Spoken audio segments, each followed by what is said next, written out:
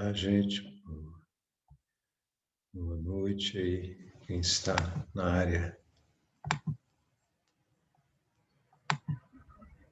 Boa noite, Cacau. Tudo bem? Sim. Tudo bom? Tudo bem. Yes. E aí, tem estudado muito? Suficiente? Olha, o suficiente. Tenho praticado bastante. Uhum. Sim. Eu ando pegando as datas dos amigos conhecidos e fazendo todo o mapa, né? Tá bem interessante. Eu faço, depois fico estudando, percebendo, olhando para as características das pessoas para ver se achando os pontos. Tá bem interessante. Uhum. Sim, maravilha. E você pode, assim, dialogar com elas, conhecendo já um pouco melhor, né? E, Isso. e eventualmente, quem sabe, sugerindo alguma coisa que possa ajudar elas, né? Se elas quiserem, né? Isso, se elas derem abertura, exatamente, né, para fazer Uhum. sugestões, a gente sempre pode Sim, fazer uma. sim, tá certo. E sobre aí o que que você tem assim de alguma dúvida que está mais presente para você? Então, eu queria saber, que nem eu tenho o ano pessoal 9, né? Eu fiz Sim, no mapa. Seria o interessante fazer presente o divino. cria do corpo 9 para fortalecer o meu ano? Bom, você na verdade já tem isso é o chamado presente divino, né? Então, é Uhum, uma área que está desenvolvida e ela dá suporte para as que não estão. Então, uhum, nada impede que você faça alguma prática que traga benefícios para essa área, mas o teu foco principal é nas áreas de maior necessidade, que são objeto, inclusive, de ocupação dessa área desenvolvida, ou seja, ela dá um suporte para tentar melhorar, né? Então, uhum. é mais interessante em termos de priorização, prioridade, em termos de tipo assim, vou fazer o quê? Tempo e espaço, né? Priorizar o tempo com as áreas de maior necessidade, tipo o dia, o mês, a soma do dia e do mês, por exemplo, é E é o interessante. 4, eu fiz por 120 dias o cria do corpo 4. Eu tenho um gato, gente, uma gatinha, e ela, às vezes ela vai me atrapalhar um pouquinho. Você, você falou que tem 4 em qual posição? No desafio, que é somando o, o mês e o dia. Sim, entendi. Sim, é uma área importante também de trabalhar, com certeza. E tem um aspecto aí que está um pouco. É bom entender que é um pano de fundo do processo todo, que, que é o processo meditativo, a autoobservação, a percepção, que é um dos eixos do trabalho, né? Deixa eu lembrar, você tem a revitalização, a elevação da frequência com os mantras e shavadas, e a desconstrução dos padrões automáticos que são já hábitos, né, instalados em cada área ainda não desenvolvida. Então, ela se mantém não desenvolvida pela força do hábito, de se reconhecer daquela maneira. Então, quando você cria uma meditação, um mantra para aquela área, você está criando um estímulo pelo mantra, pelo shabada, possibilitando a elevação da frequência. Você está criando um estímulo vital pelo aumento do prana no chakra e no corpo. Então, você está criando um impacto em duas frentes. E a frente que ela é, digamos, o vértice mais alto desse triângulo, o ponto convergente essencial, é a percepção de si, a autoobservação. é o se dar conta dos automatismos já instalados. Esta autoobservação é fundamental para enxergar os padrões e conseguir perceber os padrões como padrões e não como algo no qual você se reconhece, se identifica, mas sim como um automatismo que emerge e você observa e consegue perceber sem se envolver, sem entrar nele, começa a observar de uma maneira mais objetiva, enxergando ele e se percebendo fora dele, mas percebendo ele ali, surgindo, te induzindo a agir de uma maneira que não é a maneira que está, digamos assim, de acordo com a tua potencialidade mais alta. Mas aparece porque são padrões, são como hábitos, né? Mentais, psicológicos, enfim. Então, a autoobservação é muito importante. E, a partir da autoobservação, a meditação, junto, né? E o se dar momentos de silêncio, de meditação, de percepção de si, né? Isto é bem importante para desarrumar, assim, desarmar essa matrix toda de Maia, né, da ilusão, da autoilusão, que se mantém, por um lado, se mantém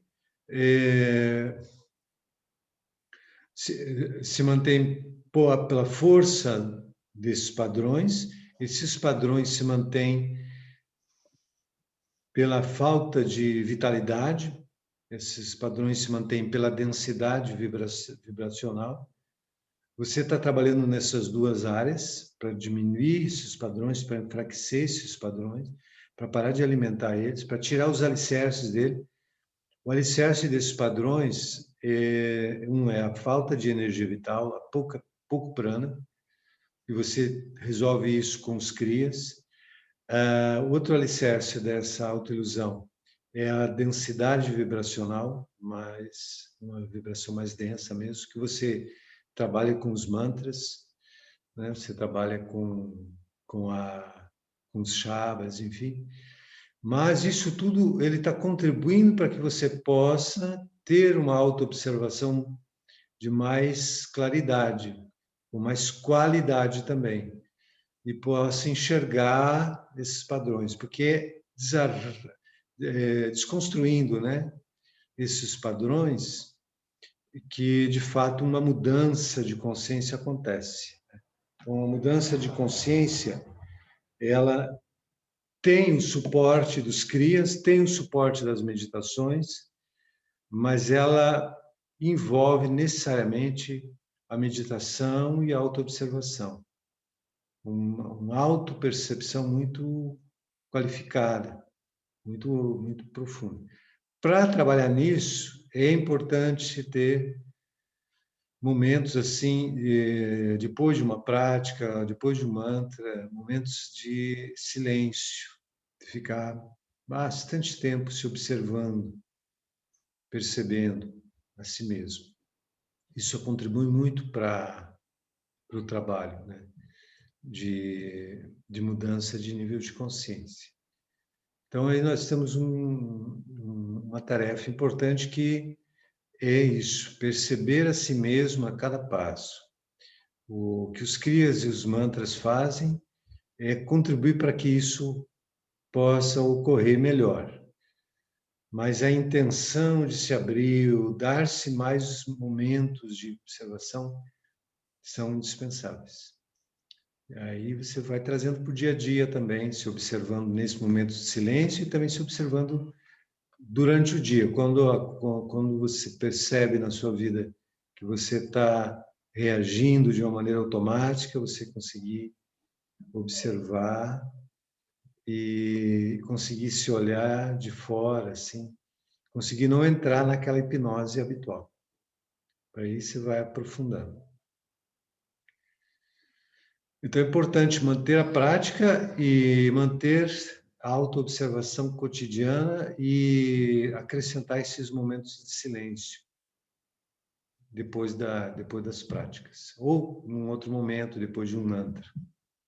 Isso vai ajudar muito. Tá bom? Então, eu tenho uma dúvida. Obrigada, Cal. Uhum. Diga lá. Assim, quando a pessoa ela é insegura, com muita recorrência, assim, né? Isso tem a ver com o lugar da área da consciência ou mais com um corpo em específico? Não entendi bem. Qual a diferença entre a área da consciência e o corpo? Não, por exemplo, assim, no dia ou no mês, ou se algum corpo, não, Entendi. no corpo 19 é mais indeciso, tem essa característica, né? Não, olha, nenhum corpo ele tem como inerente a ele uma qualidade que não seja luminosa, harmônica, sabe? Quando está defasado, né? Quando está defasado, sim, aparece, mas não que seja próprio da natureza daquela área, entende? Se ela estiver plena, isso não ocorre. Então, por exemplo, a tua pergunta foi quando uma pessoa se sente insegura, né? Com muita frequência. A gente teria que perguntar, insegura em relação ao quê? Né? Qual seria o risco, né? Qual seria, diante do que ela está insegura? Seria importante identificar isso, entende? Porque aí você teria a percepção dessa insegurança relacionada a uma situação, um relacionamento com a vida, com alguém, com o mundo, ou com ela mesma, como ela se sente diante dela mesma, diante dos seus objetivos mais internos, mais dela com ela, ou não, é ela com o mundo, ela no mundo, ela interagindo no mundo. E aí, então, que aspecto disso isso aparece, entende? Que aspecto disso nas relações mais interpessoais, mais imediatas, num sentido mais amplo, assim, do que ela faz no mundo, do que ela traz para o mundo. Aí você pode determinar melhor. Então, teria que ver diante do que essa insegurança vem, né? Entendi. Eu tenho, assim, bastante dificuldade de interpretar a missão da pessoa. Porque Uhum. muitas pessoas que me aparecem para fazer yoga terapia, elas vêm com isso, não ter certeza do que eu quero fazer. Entendi. Né? Tanto como profissão, assim, ou de usar mais as qualidades dela, né? Sim. E aí, cada corpo na missão eu tenho bastante dificuldade de identificar. Uhum. Sim. Vamos entender que a missão, né, é aquilo que, vamos entender assim, não tem a ver com uma atividade específica, né? Não tem a ver com uma atividade, tipo, eu faço isso ou faço aquilo. Qual seria a profissão melhor? Não precisa necessariamente chegar nesse nível de especificação tão grande, sabe? A gente pode entender isso assim, o caminho, né, ou a missão é aquilo que você leva, aquilo que você inspira os outros a realizar na vida deles. Ou seja, o teu caminho é o quê? Usar as tuas qualidades próprias daquela área que está indicada na missão, usar as qualidades dessa área e compartilhar com as pessoas, levar para as pessoas essas qualidades, inspirando as pessoas, facilitando a elas o desenvolvimento dessas qualidades também. Entende? Então, aquilo que você leva para os outros, para que eles realizem neles. E você vai inspirar, vai levar para os outros isso. Com mais facilidade e naturalidade, quando essa área está desenvolvida em você. Então, você atende uma pessoa que tem, sei lá, ela tem uma dúvida sobre o que ela quer fazer na vida. Ok, tem que entender o contexto mais amplamente. Isso pode ter a ver com o caminho. Sim, você pode ver assim, quais são as qualidades desse corpo do caminho? Quais são as qualidades que farão com que essa pessoa, ao compartilhar essas qualidades, ao inspirar os outros a realizarem essas qualidades, vai fazer com que essa pessoa se sinta contente, se sinta realizada, sinta que ela está fazendo o que ela veio fazer no mundo. A missão é como se fosse assim, quando você está utilizando as qualidades próprias do corpo da missão, quando você está utilizando as qualidades próprias desse corpo e compartilhando com as pessoas, inspirando as pessoas a vivenciarem essas qualidades na vida delas, você se sente realizada, você sente que você está fazendo o que você veio fazer no mundo. A maneira como você vai fazer isso, o contexto concreto, pode ser muito diferente, pode variar muito, né?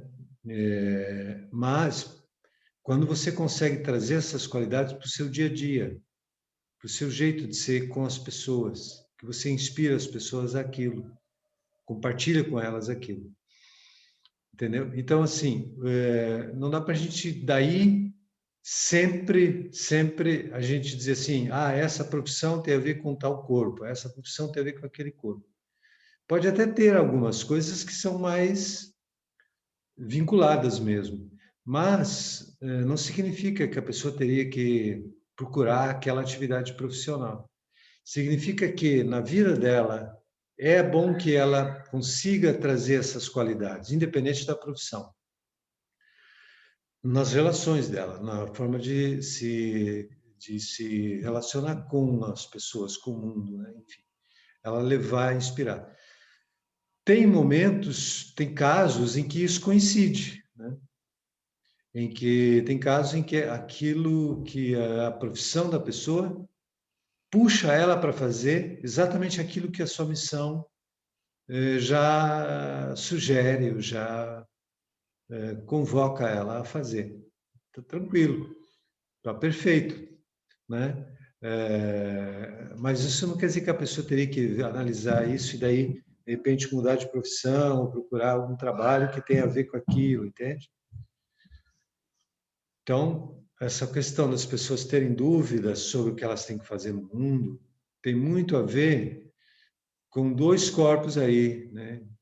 Tem a ver, sim, com a missão, de certa maneira, ela se sente inspirada a fazer algo. Quem sabe ela associa com algum trabalho, ou quem sabe no trabalho dela ela não está conseguindo trazer essas qualidades, ou nas relações dela ela não está conseguindo trazer essas qualidades, então é importante ela trabalhar esse corpo do caminho. Mas isso é uma opção, isso vai ter que ver com pessoa por pessoa, né? Pode ter a ver também com o quanto ela se reconhece, com o quanto ela percebe as suas qualidades, seus anseios. Pode ter muito a ver com a relação com ela mesma, com o dia, sabe? Quanto ela consegue reconhecer os seus anseios, os seus propósitos internos, o que como ela se vê, como ela gostaria de ser, né?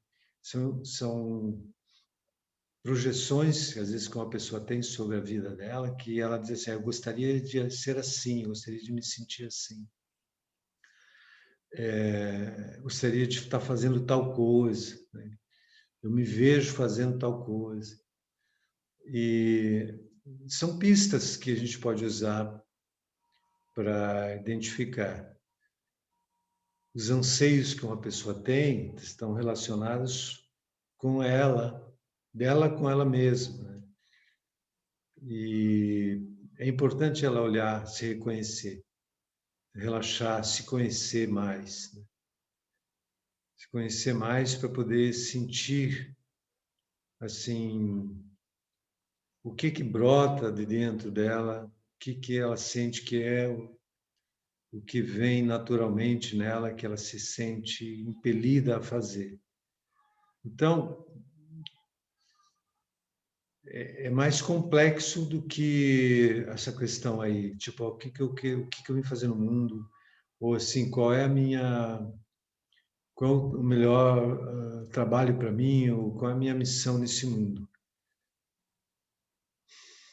A primeira missão que a pessoa tem no mundo é se conhecer, de descobrir, né?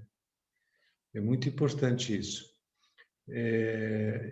Isso dá para você acoplar o trabalho dela com ela mesma, se autoesclarecer, se auto-observar, e o trabalho dela, o quanto as qualidades da missão na vida dela aparecem. Como é que está isso? Como é que ela vive as qualidades próprias do corpo indicado na missão? Isso é bem importante também observar. Então, essa pessoa poderia fazer um trabalho por dia, ou um trabalho, cria uma meditação, e não só isso, mas se observar, levar em conta, tentar focar no desenvolvimento daquela área, certo?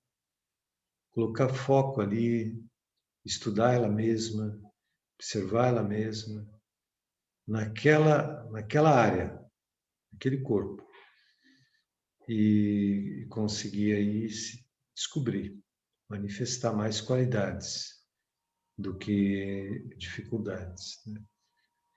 Então, eu A diria... dificuldade sempre é assim, pegar todos os números da data, pelo menos dos principais, né? E conseguir entender a pessoa no geral, né? Sim, Eu tenho essa dificuldade também. sim, sim. É assim, ó, você pode entender da seguinte maneira. O que a pessoa veio fazer no mundo é a missão. A relação com ela mesma, a relação com o mundo, o presente divino, o jeito dela lidar com a vida, assim, de estratégias que ela usa para realizar as coisas que ela pretende, que é o destino. Tudo isto está aí para servir, facilitar, inspirar a missão, entendeu? Contribuir para que ela traga para o mundo algo. Se ela precisa estar em paz, maximamente com clareza sobre ela mesma, isso vai contribuir na hora dela compartilhar com as pessoas, na hora dela estar mais em paz, mais tranquila, mais em conexão com a sua alma. Na hora que ela se relaciona com as pessoas, como é essa relação, qual a clareza que ela tem, o quanto de conflito ou desarmonia ela cria nas relações, ou o contrário, o quanto ela tem de radiância, de clareza, de harmonia nas relações, de liberdade, de poder, né? De ser ela mesma dentro das relações. Como ela usa esse presente divino que está aí disponível, o destino, essas 4 posições, elas, de algum modo, estão como recursos, como condições favoráveis, né? Apoios, para ela trazer para o mundo alguma coisa e se sentir realizada, que é a missão. Então, as 3 áreas importantes, é o dia, o mês e as somas. Vocês já sabem. São as 3 áreas importantíssimas. No yoga terapia, você tem um contexto diferente da numerologia tântrica por si só, né? Na numerologia tântrica, vamos imaginar a numerologia tântrica como algo que uma pessoa procura, mas que ela não tem um problema, né, específico, né? ela tem um interesse em se conhecer, mas vamos imaginar o contexto mais puro do yoga, da numerologia tântrica, sim. No yoga terapia, a pessoa já traz um problema, né? Eu estou com uma dificuldade aqui, gostaria daquilo lá, então ela já traz uma questão. Aí já é um contexto mais de yoga terapia. Você vai usar a numerologia tântrica, mas você vai usar tudo que a yoga terapia te oferece também, entendeu? Para trabalhar isso. E aí é bom você usar o protocolo completo de yoga terapia.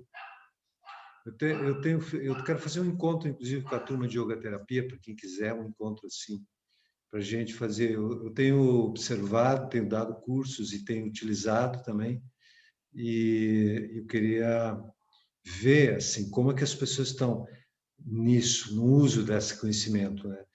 Porque assim, o que eu fui observando, fui fechando mais assim um protocolo, né, de 10 sessões. Acho que a gente falava disso.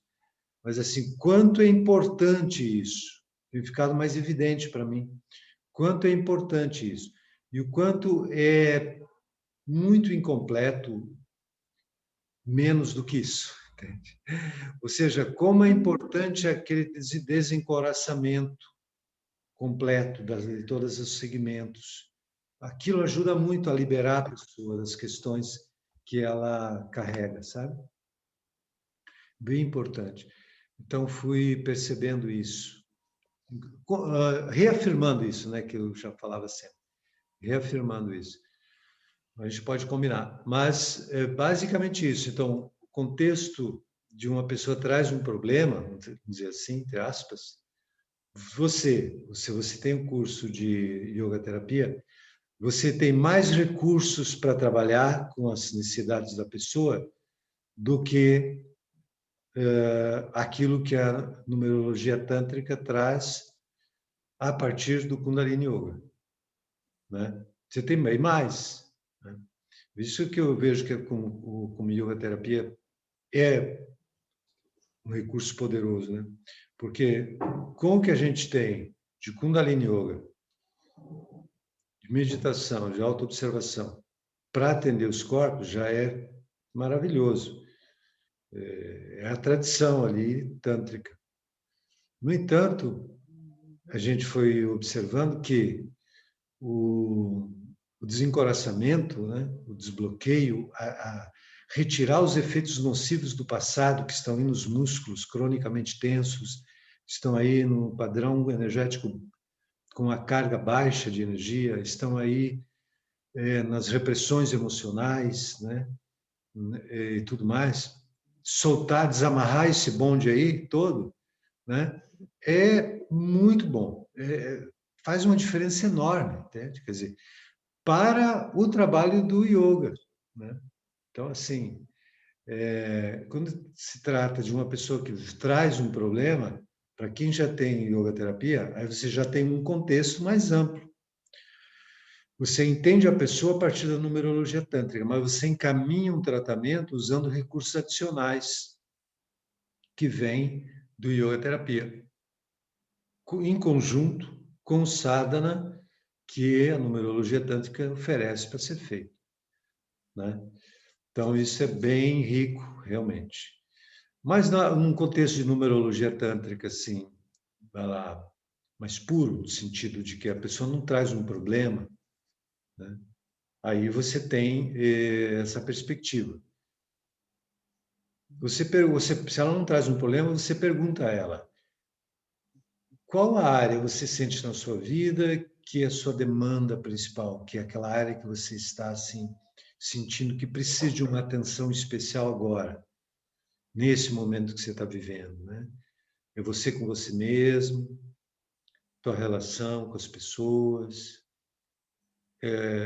algo ligado seu sentido de vida,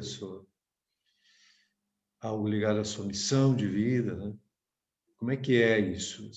A gente pode sempre fazer essa pergunta para determinar o que você vai sugerir a ela antes de mais nada, entendeu? O que você vai sugerir a ela de sadhana antes de outros, que ela também vai precisar. Porque isso vai atender uma necessidade imediata ou pelo menos uma necessidade mais palpável para ela. Tá? Então, aí você vai ver, a partir desse diálogo, você vai ver. É o dia, é o mês, é a soma de tudo. Um dos três será. Pronto, ela começa o seu sadhana por aí. Né? E é interessante, gente, igual os médicos fazem. Você dizer assim, ó, ok, vamos marcar uma sessão para daqui a 40 dias. Já marca, entendeu? E a gente conversa, como é que foi, né? O médico faz isso, né? Ele vai lá consultar, ele fala, ó, então vamos marcar aqui, daí a gente vai ver como é que foi, blá, blá, blá.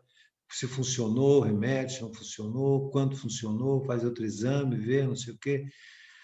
É tratamento, gente. Não é panaceia milagrosa, assim, uma pílula dourada que a pessoa toma e sai voando para o paraíso, né?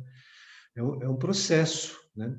E então é bem importante essa continuidade, esse diálogo, assim, num trabalho como esse. Né? E aí você vai avaliar, até antes, a pessoa deixa a liberdade para a pessoa, se quiser entrar em contato antes, ou se mantém, isso no contexto da numerologia tântrica. Ou Eu sugere para a tive. pessoa fazer aula, sugere para a pessoa fazer aula regular, né? Ou pelo menos uma vez por semana, daí você vai manter contato com ela. Isso apoia também, gente. Eu sugiro que você sugira, né? Isto, né? Não obrigatoriamente, mas se diz, ó, se você fizer uma prática diária, ou se você vai fazer uma prática diária, ok.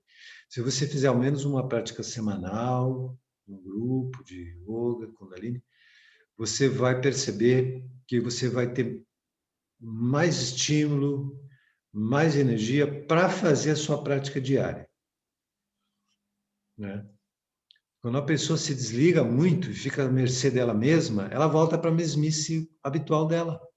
É muito difícil a pessoa escapar disso. Se ela tiver uma certa maturidade, se ela não tem essa maturidade, digamos, espiritual, né? No sentido de perceber a importância urgente de uma coisa para ela. Se ela não tem isso, ela precisa de um suporte. Se você puder oferecer a ela uma prática semanal, num grupo, né? Não individual necessariamente, num grupo, vai participar, faz uma aula, se você dá aula, ou indica ela fazer com alguém, e manter o contato com ela, né? E aí vai ter uma oportunidade. Se for com você, você pode sempre ter um pequeno diálogo e saber como é que ela está indo no sadhana dela. Se você quiser, ainda pode periodicamente, né, 15 em 15 dias, dar um alô, como é que está conseguindo fazer. Isso é a tua escolha, é o teu método de trabalho, é o teu jeito, mas é um suporte bem-vindo, né? Para alguém que está tentando sair do seu estágio, assim, seu modo de vida já instalado para uma outra coisa mais harmônica. Você dar esse suporte é uma boa atitude, né? E, enfim, então, é assim. E quando você tem uma pessoa que está com envolvimento mais profundo mesmo, de autoconhecimento, que está querendo mergulhar a fundo, esse suporte pode ser oferecido também. Você sugerir alguma leitura, sabe? Sugerir textos, palestras, coisas que inspirem a pessoa, ajudem ela a refletir, né? Para as necessidades dela, entendeu? Porque isso aí contribui com aquele terceiro item do processo. Nós temos o revitalizar, elevar a frequência vibratória e a autoobservação, desconstrução dos padrões e tudo mais. Nesse item aí, você poderia escutar palestras ou ler algum livro, refletir, ter essa referencial cognitivo, conceitual, como apoio para se entender melhor, para se observar com mais clareza, ajuda muito. Além de dar a essa pessoa a oportunidade de, durante mais tempo da vida dela, ela estar envolvida com o seu autoconhecimento. né? Então, a pessoa está lendo um livro, então, na hora que ela está lendo aquele livro, ela está envolvida com a sua autoobservação, com uma reflexão sobre ela mesma. Aí depois ela faz o sadhana, está entendendo? É um contexto. Você poder ajudar a pessoa a se inserir num processo yoga, né? Onde a prática é muitíssimo importante. Sem ela é bem mais difícil. Mas oferecer esses recursos complementares. A autoobservação cotidiana é fundamental. Conseguir se observar com mais clareza é fundamental. Dar elementos para a pessoa conseguir se observar com mais clareza é fundamental. Com isso, você pode fazer isso através de textos, sabe, de livro que você pode mandar, especialmente desses que não, esses que ajudam a pessoa a se observar nos seus condicionamentos, como Krishnamurti, por exemplo. Krishnamurti é um mestre, né? Vou chamar assim, porque ele realmente consegue colocar um espelho para a pessoa se ver, né? Não está tentando convencer a pessoa de nada, não está querendo vender nenhum conceito, nenhuma religião, nenhuma filosofia para essa pessoa. Ele está só querendo que a pessoa olhe para dentro dela. E ele está descrevendo como é que ela funciona para ver se ela olha e vê se é a si mesma ou não. O Krishnamurti é uma abordagem muito libertária, né? Que não procura te condicionar, procura te ajudar a perceber os condicionamentos, para sair deles. Então, se for olhar assim no geral, eu digo que eu não tenho nenhuma dúvida, né, quanto ao Krishnamurti. Já outras figuras que também podem ser relevantes como leitura, vai depender de qual livro. Às vezes ele fala de um jeito, às vezes fala de outro, aí vai ter mais critério para escolher. Krishnamurti digamos assim, não tem erro. Às vezes a pessoa acha difícil, né? Uma reclamação que as pessoas têm com o Krishnamurti é achar difícil. Mas isso é porque os neurônios estão destreinados, né? Depois que começa a colocar o maior foco ali, né? Começa a levantar peso já, né? Começa a encarar uma viagem mais longa. Isso é bom, isso em si mesmo é bom. O Krishnamurti ele fala numa linguagem não normal, não habitual, para você sair daquela mesmice mental, porque a gente está tão acostumado a receber tudo conceitualizadinho, bonitinho, engavetadinho, é só pegar e quando ele faz você se observar, refletir, te faz um monte de pergunta, a conversa dele é muito fazendo pergunta, você começa a estranhar, então é normal. A gente acha, isso aqui é meio difícil, muito... Depois que se acostumar com a linguagem, não é mais difícil, porque ele está falando de uma coisa muito simples, que é como você funciona. Quando você descobrir que ele está falando de você, e não de um conceito filosófico, você vai ver que é muito simples, porque ele só está dizendo como é que você funciona. Se você conseguir olhar para você, em vez de olhar para o livro, você vai entender mais fácil a reflexão que ele propõe. Eu posso enviar para vocês alguns, eu tenho em PDF alguns livros dele, que podem ser bem úteis. Assim. Tem alguns que eu até sugeri no curso lá de yoga terapia, que era o Diálogo sobre a Vida, que eu não tenho certeza se eu tenho em PDF, mas tem outros. Despertar da Inteligência, enfim. Tem a questão do impossível, a liberte-se do passado. São sequências de palestras, né? Bem ricas. Então, eu sugiro mesmo, se você vê que a pessoa tem vontade, assim, tem interesse em aprofundar, se conhecer realmente, além do sadhana, você ajuda a pessoa a ler, refletir, pensar, ou alguma palestra no YouTube, que às vezes com palestras a pessoa acha mais fácil do que ler, né? E nas palestras, do caso do Krishnamurti, as palestras, ele fala de um jeito mais pausado e faz mais pergunta, tem a expressão da pessoa, não é o livro ali que você não vê o tom de voz da pessoa, não vê o olho dela, né? Então você acaba não tendo uma noção muito clara, né? E quando você tem isso, ajuda muito. Então eu diria isso. Contribuir com reflexões, com leituras mais gerais. Então, onde que encaixa isso na numerologia tântrica? Encaixa no item da autoobservação, né? Encaixa ali. Você tem revitalização com os crias. Você tem elevação da frequência vibracional com os mantras, meditações. Você tem autoobservação, desconstruções dos padrões automáticos, né? Aí entra essa questão da reflexão, da autoobservação, que é muito trabalhada com Krishnamurti, porque você dá subsídios para a pessoa, entendeu? Tipo assim, você diz para a pessoa, faz esse cria, ela vai fazer. Faz esse mantra, ela vai fazer. Você se observa, aí ela fica meio sem saber como fazer isso, né?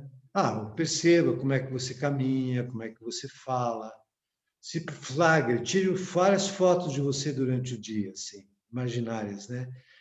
Você está andando, daqui a pouco você se flagra, assim, tipo, dá um flagrante em você mesmo. Como é que você está agora? Tua mente, tuas emoções, teu corpo, tua respiração. Como é que está isso? Está entendendo? Você começar a se flagrar durante o dia mais vezes, assim. De repente você vai perceber que você está tenso, você está agitado, a tua mente está inquieta, e você consegue olhar para aquilo e aí já respira, já consegue, né, desacelerar. Você está vivendo um momento qualquer, de repente você fica tá tenso, teu corpo. Por quê? Relaxa o corpo, respira fundo. Essas coisas ajudam muito, dá essas dicas, né? E por que não também refletir a respeito da importância da autoobservação? É o que faz Krishnamurti. Ele não faz outra coisa. Ele está o tempo inteiro tentando mostrar para a pessoa que ela só pode conhecer ela mesma nela mesma. Ninguém escreveu um livro sobre ela, né? Ela tem que olhar, ela é o mesmo, ela é o próprio livro que ela vai ter que aprender a ler.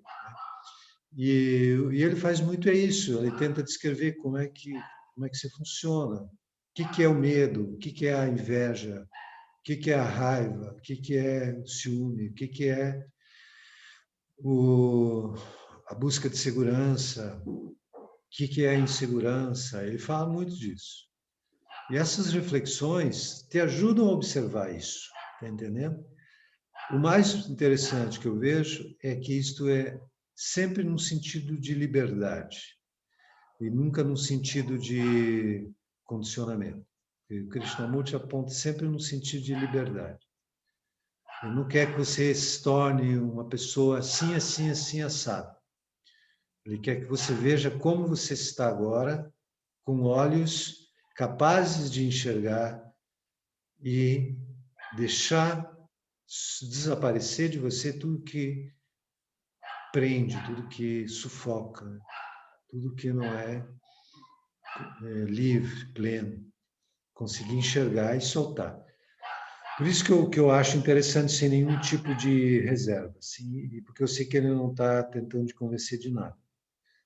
Eu faço isso muito tranquilamente, sem medo de errar, digamos assim, porque eu sei que isso é assim. E porque você está dando suporte para esse item, a autoobservação, né? Um dos itens. Autoobservação, plena atenção, perceber a respiração, perceber tudo. Você está dando, digamos assim, você está dando uma prática para a pessoa nesse item aí, entendeu? A gente tem crias, a gente tem mantras, e como é que a pessoa se observa? A gente pode dar essas dicas, tirar esses flagrantes, tudo mais.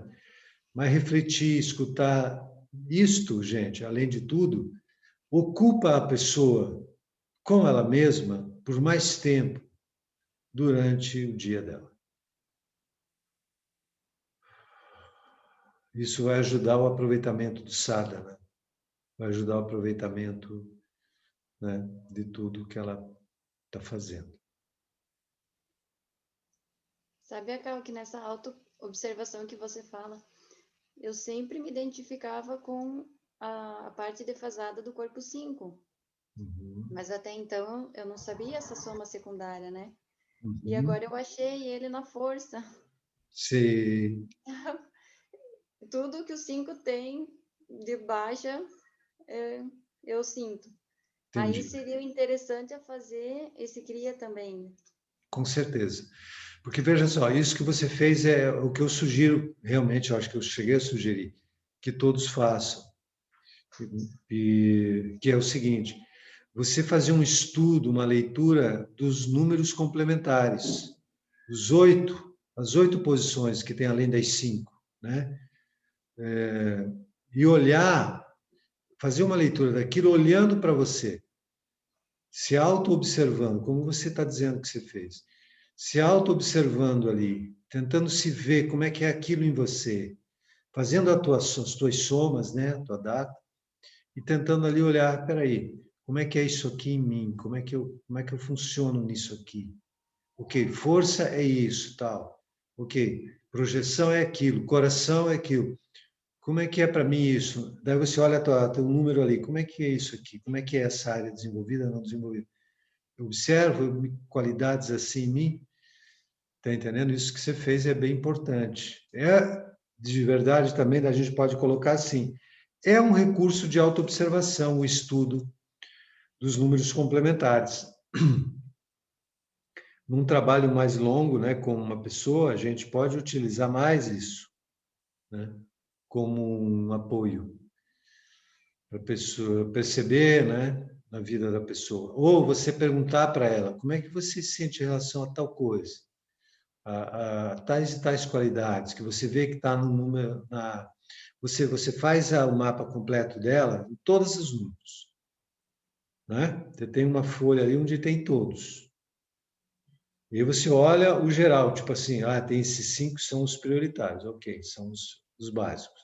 No entanto, ela tem tudo isso aqui ainda. Então você olha para essa pessoa, né? No yoga terapia pode ser bem rico. Você olha para essa pessoa olhando essa complexidade, esses complementares aí. E você poderia, sim, conversar com a pessoa a respeito, ou deixar ela falar a respeito de alguns pontos que pudesse te mostrar e ajudar ela a perceber. Isso seria um aprofundamento, né? Porque o ponto assim indispensável, né, é o trabalho com o dia, o mês e a soma. Com certeza isso é indispensável, porque isso é o que está na linha de frente, né? Está na linha de frente. E a pessoa precisa dar conta, porque ela está usando essa área lá na frente, na intermediação que ela tem com a vida. Está lá. Mas aqueles outros complementares contribuem ou dificultam, reforçam ou enfraquecem, né? Dependendo de como eles estiverem. Então, é bem válido isso mesmo. É bom E fazer. quando se percebe, assim, a necessidade de fazer um corpo que já fez, aí Com ter que certeza. fazer de novo. Com certeza, Se porque fosse aquele dos 1000 dias, ainda poderia se sentir essa necessidade depois de sim, fazer porque tudo? tá. A tua pergunta nos remete a uma pergunta que a gente poderia tornar ela mais ampla, que é a seguinte: uma área ela está, vamos chamar, subdesenvolvida, ou seja, ela não está no seu melhor desenvolvimento. Ok, ela está indicada na data. Você vai fazer um ciclo de sadhana bem longo para revitalizar essa área, para elevar a frequência vibracional dessa área, para se observar nos padrões que essa área apresenta. Essas 3 linhas de ação. Você fez o Kriya, fez a meditação. A pergunta seria ainda, como foi a autoobservação? Como eu comecei conversando com a Silvia. Como foi a autoobservação nessa? Como você está nesse aspecto de autoobservação? Você vai se avaliar, como é que você caminhou, padrões que você percebeu, os autoenganos comuns naquela área que estavam instalados, você foi enxergando, foi se soltando. Tudo isso é parte do processo. Vamos ser otimistas e considerar que você conseguiu ver um monte de padrão, soltou muitos padrões, está fluindo de um jeito muito mais forte, mais livre, mais completo naquela área. Tudo bem. Mas essa área, ela está sendo usada cotidianamente, porque ela está numa linha de frente. Então, ela se desgasta, dependendo do quanto você repõe do desgaste natural que ela tem pelo funcionamento dela. Ela é uma área que tem uma fragilidade. Mesmo que você tenha desenvolvido ela completamente, ela está em funcionamento. E ela tem um gasto natural de energia, e ela precisa ter uma reposição compatível. Então, com isso estou querendo dizer que, por mais que você desenvolva uma área, aquela é uma área sempre que te cabe ficar atenta, porque pode haver desgaste naquela área. E se você não percebe, não logo repõe, você pode ir enfraquecendo ao longo do tempo e daqui a pouco você volta para um estado onde ela está frágil, entendeu? Então, como seria essa maestria sobre essa área? Seria assim, você faz um ciclo grande, como 120 dias, ou até 1000 dias, fez um ciclo. Você revitalizou essa área. Não depende de acreditar. Você revitalizou porque se você fez aquele kriya que leva energia para aquele chakra, que leva energia para aquele corpo, isso aconteceu. Você aumentou, no mínimo, você melhorou o nível de prana daquela região. Você usou os mantras, meditou, se abriu, entrou. A tua frequência tende a subir pela força dos mantras e das meditações. Aí já começa a entrar essa questão pessoal. O quanto de condicionamentos essa pessoa carrega, o quanto de padrões ela tem que ele puxa para o estado anterior. E é uma conversa que vai andando entre o estímulo para a elevação e a tendência de retorno que vem do subconsciente, do inconsciente, vem dos padrões.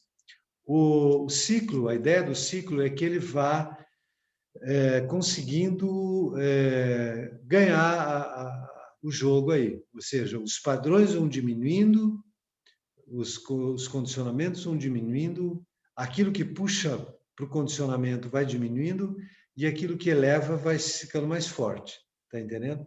Então, você vai numa elevação progressiva e a energia densa do passado tende a puxar os condicionamentos psicológicos, mas o trabalho, a meditação, a autoobservação, ele vai aos poucos ganhando a brincadeira aí, ele vai desconstruindo esses focos de condicionamentos que detêm, que retêm, que atrasam. Eles vão sendo quebrados. Como é que eles vão sendo quebrados? Aí depende da tua autoobservação, da tua dedicação em se observar, da tua capacidade mesmo de se observar com objetividade. Aí é algo que se resolve muito dentro de cada pessoa. E aí não tem como a gente colocar assim um sistema fechado matemático, porque tem a subjetividade, tem as capacidades de cada pessoa, tem a dedicação de cada pessoa, tem a facilidade de cada pessoa, tem o envolvimento e a clareza que essa pessoa vai desenvolvendo nela, né? Aí é uma coisa que se resolve em cada um. Isso eu costumo chamar de variáveis individuais. São as variáveis que interferem no processo e que são próprias da condição de cada pessoa. Como é que a gente resolve isso? Trabalhando com isso que eu estava sugerindo, lendo, refletindo, se observando, se dando conta e mantendo sadhana. Cria meditação. Isso não tem como parar. Isso aí é o que a gente pode fazer, que tem um grau de precisão e de menor interferência subjetiva, né? Tem um pouco, mas é menor, porque você é uma coisa objetiva. Você respira, você faz um asana, e isso não tem jeito. A energia vai para aquele lugar lá. Se você ficou com a cabeça no chão, a energia vai para a cabeça, o sangue vai para a cabeça. Não tem uma outra opção. Ou seja, os crias alimentam as áreas. Não tem jeito. Então, isso a gente precisa manter sempre, durante o ciclo ao menos, que se adotou.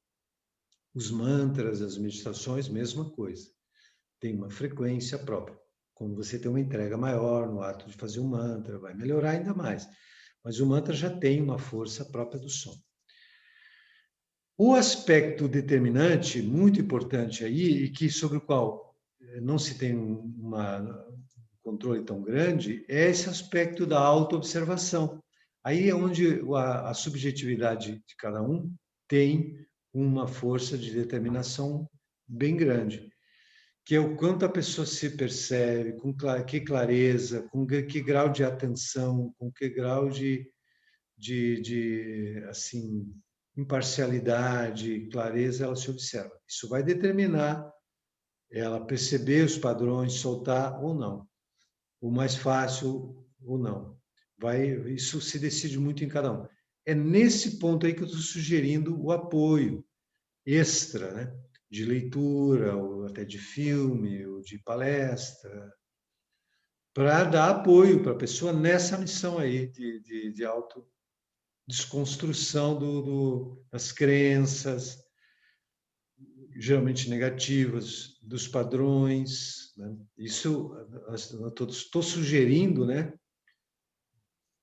Algo que eu nem sugeri no curso. Estou sugerindo porque na prática eu observo como isto realmente é relevante.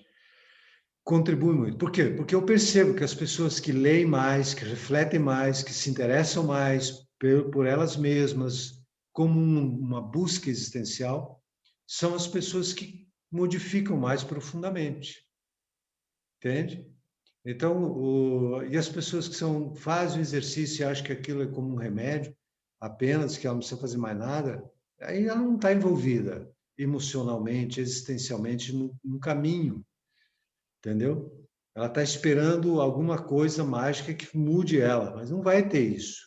Ela tem que estar dentro do processo para se observar, para ver o que ela está enxergando, com que olhos ela está se vendo, quanto de condicionamento ela tem, de julgamento ela tem, de comparação ela tem, quanto ela está presa em padrões.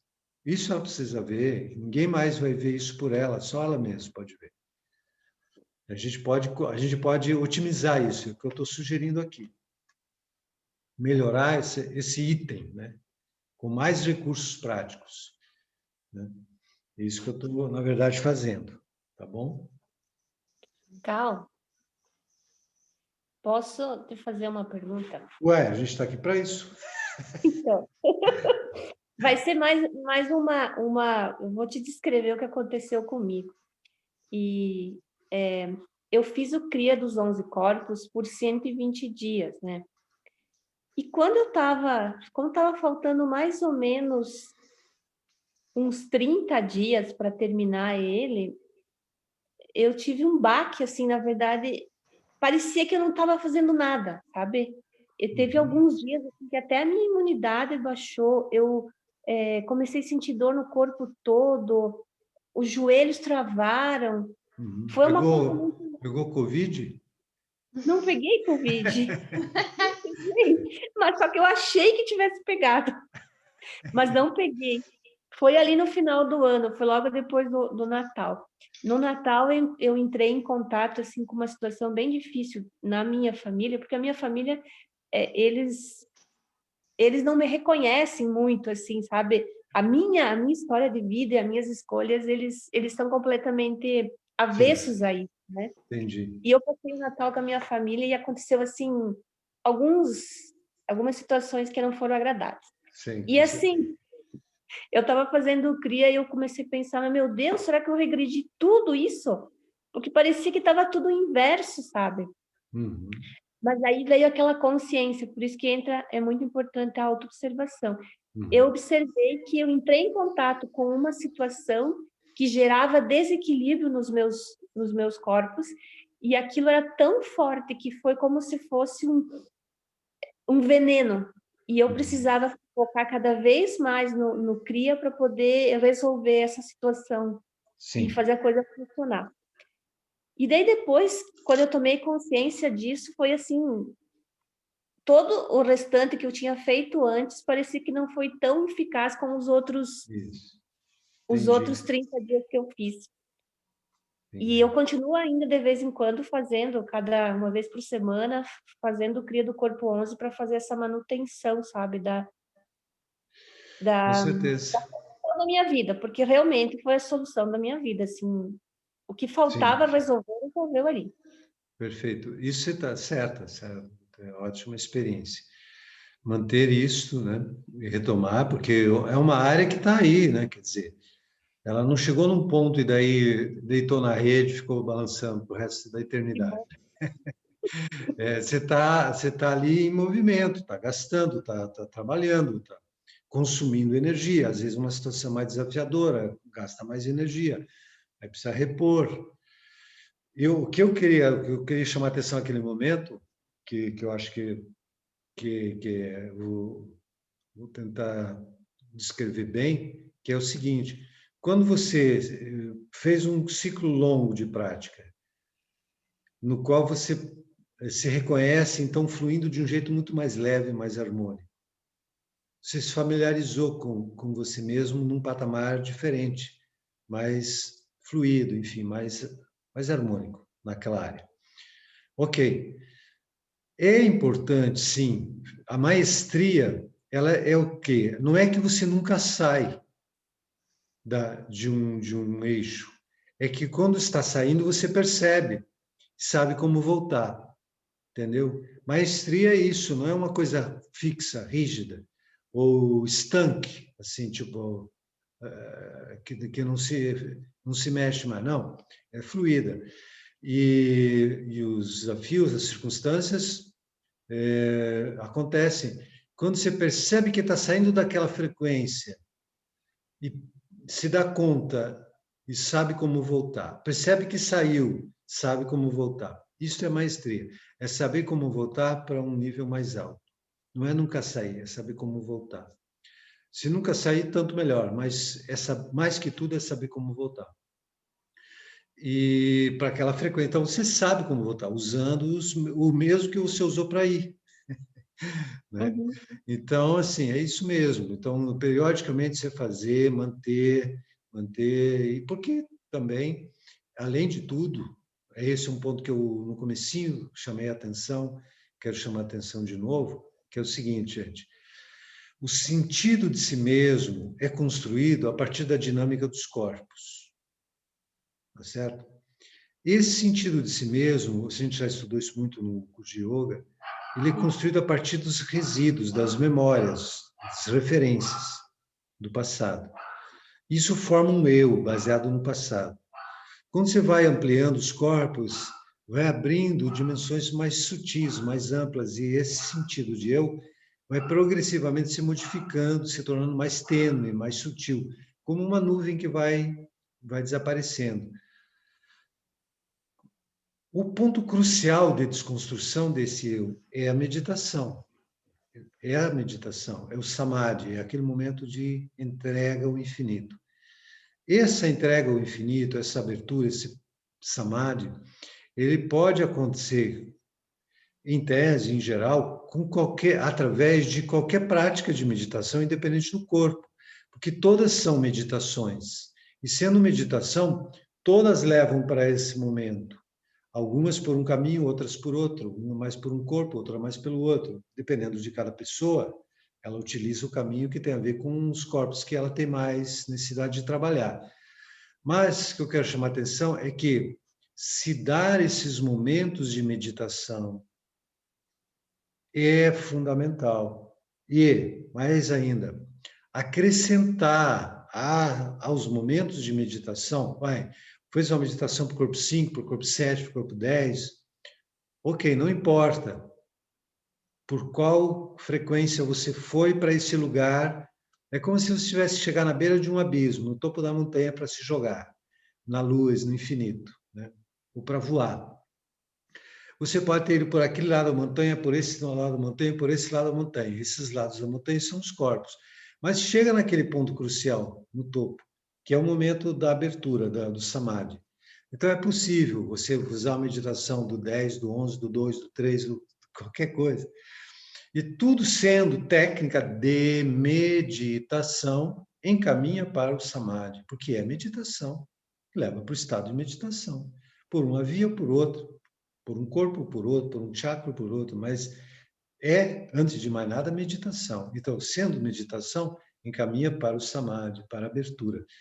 Então, vocês conseguiriam assim, bom, eu fiz essa prática, ok. Você está chegando nesse lugar porque você elevou a frequência daquele corpo, que você fez sua meditação para aquela área, maravilha. Então, quando você termina a prática ali, você fez o mantra, parou, fez a respiração, segurou, exalou. Minha sugestão é que vocês comecem a dar mais tempo para o silêncio, mais tempo para a autoobservação silenciosa depois da meditação. É uma sugestão especialmente importante na nossa época agora, da coisa do excesso de estímulos que se está vivendo pela internet, por televisão, por tudo isso, e a importância da ausência de estímulo, a importância do silêncio, da não ação, da escuta silenciosa, da abertura. Isso é essencial. Então, acho que é necessário acrescentar isso atualmente ao trabalho yogi. Acrescentar esse momento de silêncio depois da meditação. Fez o Mula Mantra lá, um Japamala com Mula Mantra, vai. Então, respirou, segurou o ar 3 vezes, relaxa e fica em silêncio, percebendo quem sou eu, né? Percebendo que é esse eu aí, né? Percebendo a si mesmo, se observando, em silêncio, sem nada, sem fazer nada, sem usar nada, só você e o infinito dentro de você. Esses momentos são muito ricos e muito transformadores, e eu vejo que é importante acrescentar isto hoje na prática normal que a gente já tem. Acrescentar o silêncio e a não ação como um momento de parada e de contemplação mesmo. Eu acho que é essencial esse silêncio. Sim. Eu faço ele. Principalmente quando chego do trabalho, no final do dia, eu sempre faço uma meditação antes de dormir. Eu fico esse silêncio, é um silêncio atento, porque você fica percebendo os pensamentos e deixa aí, né? Isso é fundamental, porque para não dar uma pirada. Sim, sim, perfeito, é isso aí. Gente, alguma pergunta a mais aí? Eu queria só comentar contigo. Eu lembro que lá quando a gente estava fazendo a formação em yoga terapia, você falou da depressão fria, né? Que ela viria, você falou que ela viria muito a partir do ano 2020, algo assim, né? Eu comecei a fazer a meditação da depressão fria também, porque eu percebo que está me fazendo muito bem. A gente recebe muita coisa de fora, mas dentro a gente não consegue processar tudo isso que acontece. Pelo sistema humano que a gente está vivendo hoje, né? Nossa, ela é fantástica, gente. Meu Deus, como ela traz paz. Sim, sim. Sim, meditação, lidar com as questões, trabalhar sempre com a base, com o Ladara, com enraizamento. Né? Você pode assim, acoplar o Kriya que você vai trabalhar para a tua estrutura, fazer alguns exercícios no aquecimento, usar algumas práticas que trabalhem enraizamento. Acrescentar sempre alguma prática assim que trabalhe perna, flexão de perna, tipo aquele da RAM ou simplesmente flexão, né? Subir e descer na flexão para as pernas recarregarem. É importante estar, porque isso nos dá estabilidade para fluir e com a mente mais tranquila, menos. Você já sabe, quanto mais energia você tem na base, mais tranquilamente consegue ficar, porque ela não precisa se preocupar tanto tentando suprir a instabilidade com a certeza, com o controle. Quanto mais você está enraizado, menos a mente tem que trabalhar para tentar garantir o momento seguinte, porque a estabilidade te dá mais serenidade e mais sustentação mesmo para viver aquilo que acontece. Para viver, enfim, para viver a vida como um todo, né? Para não precisar ter tanta certeza, tanto controle. Se sentir apto, né, para lidar com o que venha com garra, com energia, com disposição e usar todas as qualidades para atravessar todas as situações que apareçam. Isso aí. Naquele do corpo 2, o primeiro, que você move a coluna, né? Eu sinto bocejo nele o tempo todo. Aí, isso é normal? Diz alguma coisa? Sim, quando o bocejo tem a ver com o reajuste energético que você começa a fazer com os exercícios, sabe?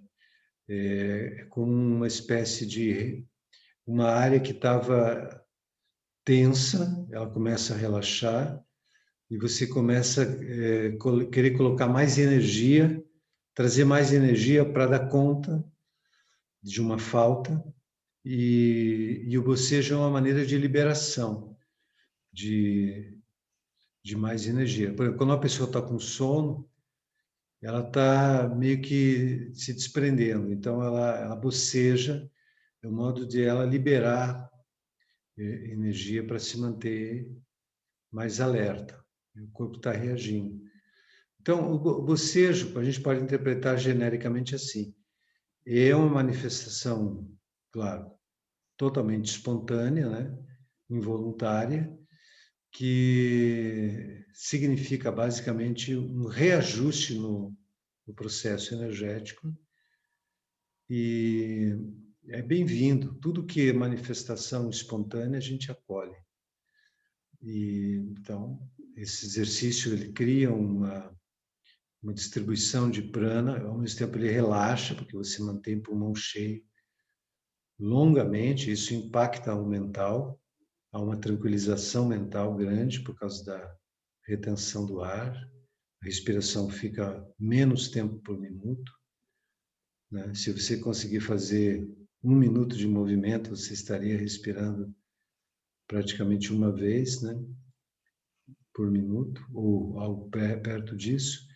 Então, isso tranquiliza bastante a mente. Por outro lado,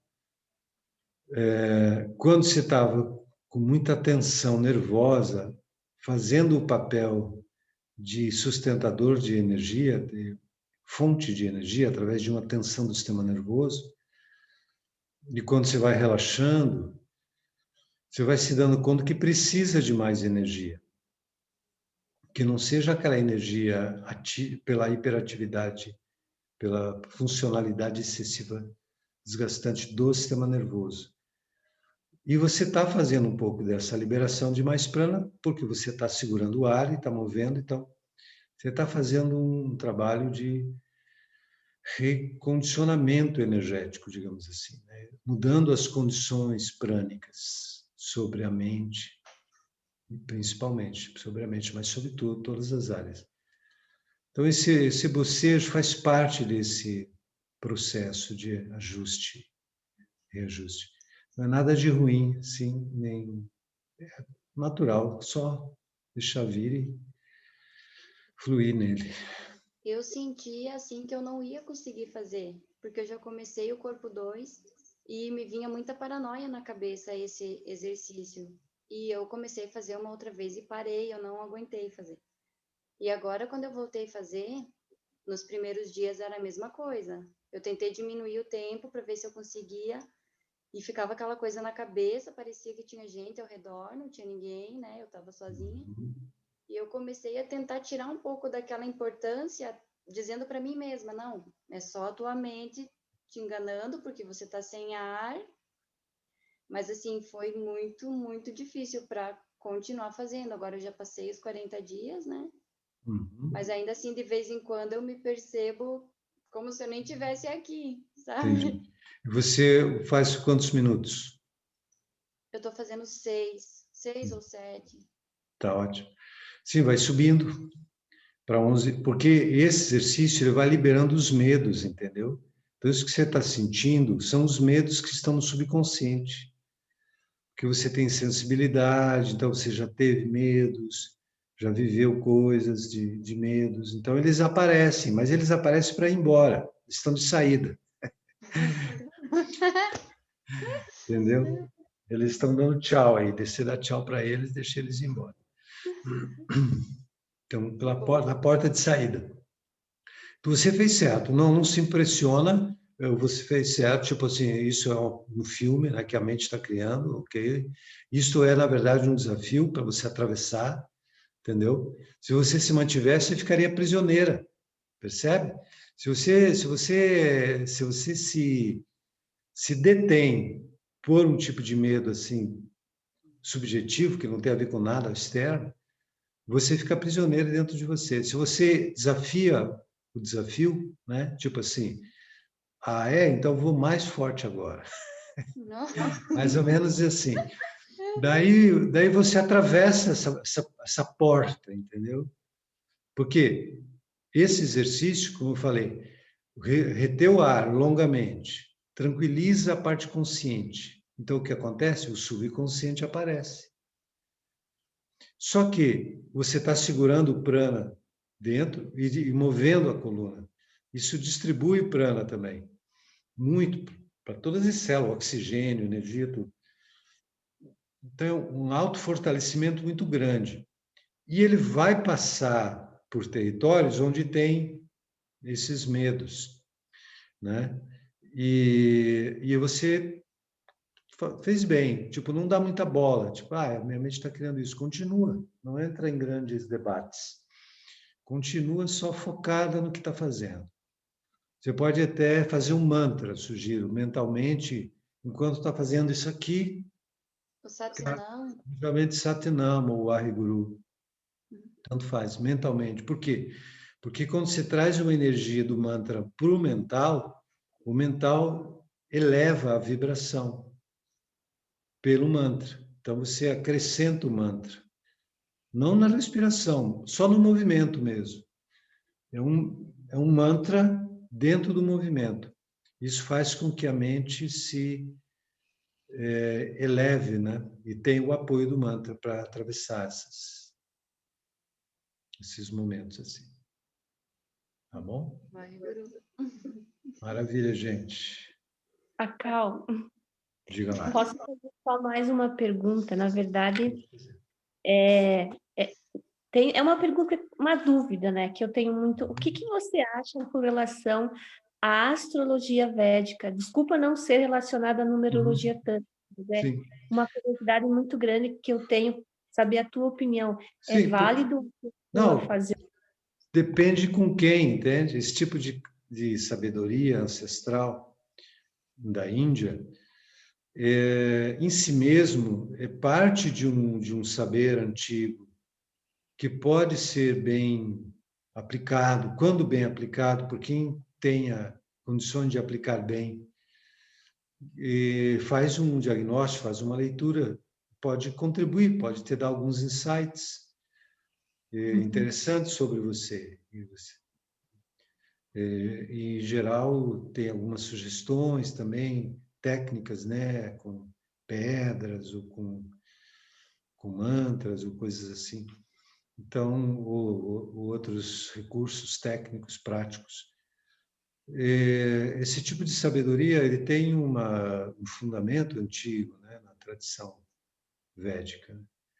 Mas como tudo, né, precisa se verificar o quanto as pessoas que aplicam realmente conhecem Seria e, legal aquilo, né? e sabem usar bem. Porque a tradição mesma, nela mesma, é interessante, como outros saberes, tem numerologia também ayurvédica, que eu também uso às vezes, eventualmente, que você analisa o nome da pessoa, né? Uhum. E pode sugerir algumas coisas também na numerologia do nome, né? Você vê Uhum. os valores das letras, e daí então existe isso também. Já estudei isso. Eventualmente, né, pode ser aplicado também. Então, tem muita coisa. A astrologia védica, em tese, olhando de longe, dependendo, claro, de com quem, mas ela tem mais recursos objetivos para uma pessoa trabalhar do que a astrologia mais comum, que não traz dentro da sua, não traz dentro do seu conhecimento, que é um fragmento apenas, não traz a parte prática, entende? Não traz o tratamento, só traz o diagnóstico. É isso aí. Essa é a grande beleza que eu vejo da numerologia tântrica, ela traz o diagnóstico e o tratamento. A astrologia, ela traz um diagnóstico, que é interessante, mas vai fazer o que com ele daí? Você tem que daí, eu acho que vou tomar um floral aqui, eu vou fazer uma coisa lá, colar, blá, blá, blá. Você tem que inventar o tratamento, alguém que teve uma experiência, que sabe, que estudou, blá, blá, blá. Tudo isso é válido e pode, muitas vezes, ajudar bastante. Qual que é a única observação aí óbvia? É que essa técnica de tratamento não faz parte da mesma tradição que faz diagnóstico. Então, o tratamento não está embutido na mesma tradição. Então, é algo que a pessoa pega de lá, de cá, de lá, dependendo da experiência pessoal dela, do estudo pessoal dela, né? Que às vezes pode funcionar bem para um, nem tanto para o outro e tal. A astrologia védica, se a pessoa estudou a fundo mesmo, eles têm orientações, eles têm alguns recursos que vêm da mesma tradição do diagnóstico. Esse lado eu acho interessante na astrologia védica, o fato dela manter isso. Agora, o quanto a pessoa conhece mesmo de variedades de técnicas, o quanto ela sugere algumas coisas mais gerais, vai depender, claro, de com quem se faz, né? Mas, em tese, é interessante. Ok? Ok, Cal, muito obrigado. Guru. Gente, fiquem bem aí. Qualquer vez se tiver pergunta, você pode simplesmente escrever aí. Vocês começaram quando fazer esse curso aqui da Começo numerologia? do ano. Começou. É, Então, acho que fevereiro. sim, sim. Maravilha. Continue assim, qualquer dúvida, escrevam, tá? Vamos interagindo, tá bom? Guru, gratidão, Cal, boa noite. Ali tá frio também, né? Tá frio, aqui tá frio. Aqui E aí, tá tá muito frio, frio muito. aí, né? Aqui hoje Uhum. foi um dia bem frio mesmo. Aqui tá difícil de andar na rua. Pois é, eu acho que para diminuir o trânsito das pessoas na rua, né? Menos Tava bem, aglomeração, até de carros, assim, hoje em Chapecó tava bem tranquilo. Fui no mercado bem no horário de pico, assim, bem de boa. Aham. Yes. Se cuide aí, gente. Morre, Guru. Boas noites. Gratidão, Cal. Um abraço.